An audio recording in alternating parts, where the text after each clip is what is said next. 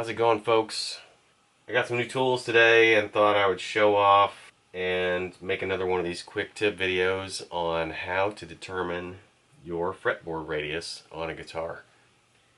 I guess there's a bunch of reasons why you might want to do this.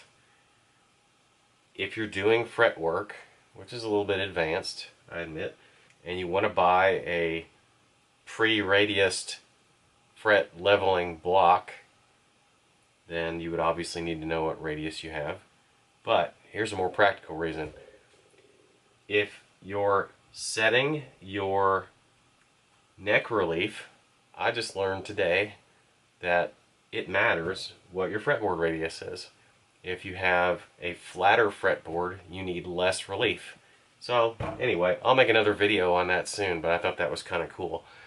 The other thing is, if you're selling a guitar, a lot of people want to know what the fretboard radius is. Now, on something like this, which is my 1986 E-series Fender Stratocaster Contemporary, it's a Japanese Fujigen guitar. It's kind of a cool thing. I'm kind of a geek when it comes to Japanese Fender instruments. But anyway, this thing is common enough that you'll be able to Google or look on Reverb or eBay and find other people selling a comparable model that will tell you what the radius is. But if you don't know, then you're going to want to measure it to be sure. I got a couple of different tools today.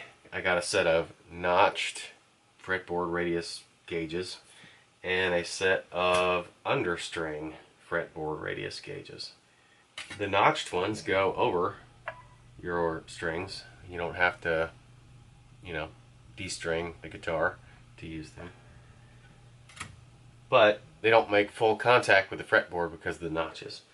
The understring ones can slip in under the strings and make full contact. So they're both kind of cool. They serve different purposes. They're both kind of variations on the same theme.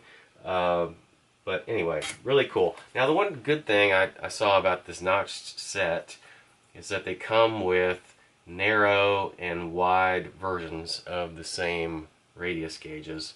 And the reason for that is that the narrow one can be used up here at the top of the fretboard where the strings are closer together, and the wide one can be used down here at the bottom of the fretboard where the strings are further apart. So kind of a cool trick. If you had a compound radius fretboard, like a Warmoth neck or something like that, then you would be able to measure the compound radius doing that. That's kind of cool. Okay, so let's get into this. I'm going to try to measure the radius down here at the 20th, 21st, 22nd fret, somewhere in there, and I'm going to use the wide gauge. I suspect that this one is in the 10 to 12 range, and let's just see what we get. Well, this is 12, and it doesn't rock. I can't make it rock left to right at all. And then 10.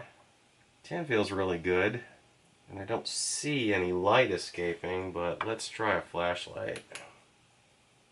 Yeah, I can see a little bit of light escaping under some of the teeth at 10. There's nothing there at 12. As opposed to like a 7 1/4 where there's a whole lot of light on the fretboard and the teeth are actually making a shadow. Yeah, I think this is a 12. Just to show you the difference on like what a larger gauge would do if you had the wrong gauge. Here's a 20. 20 will rock back and forth on that fretboard like crazy. Like 14 does just a little bit of rocking, but you can definitely tell you don't have the right radius when it rocks like that. So yeah, I'm confident in the 12. Let's double check with the narrow gauge up here at the top of the fretboard. 10 looks close, but on further inspection I can see a little daylight under the teeth in the middle.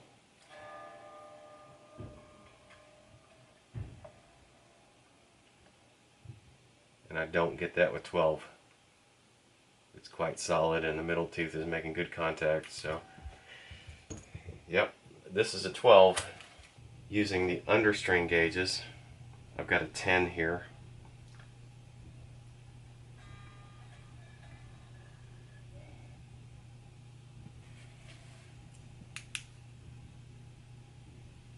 Yeah.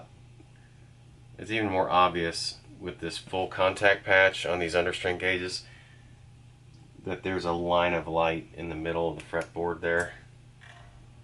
Let's try a 12. Yeah, nice and dark in the middle and on the edges. So where did I get the tools that I used today?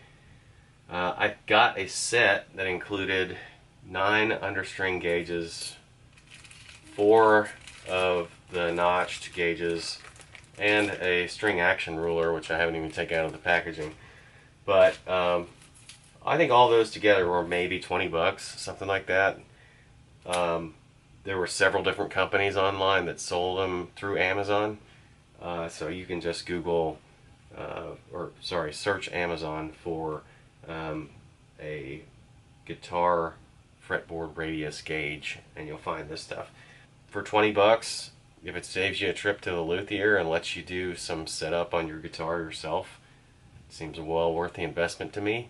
But anyway, if you like these quick tip videos, please subscribe to my channel. Please leave me a comment. Please like the video. Hit the like button. I'm trying to build a channel here, and I appreciate all the help that you guys can give me. So anyway, be good. I'll see you on the next one.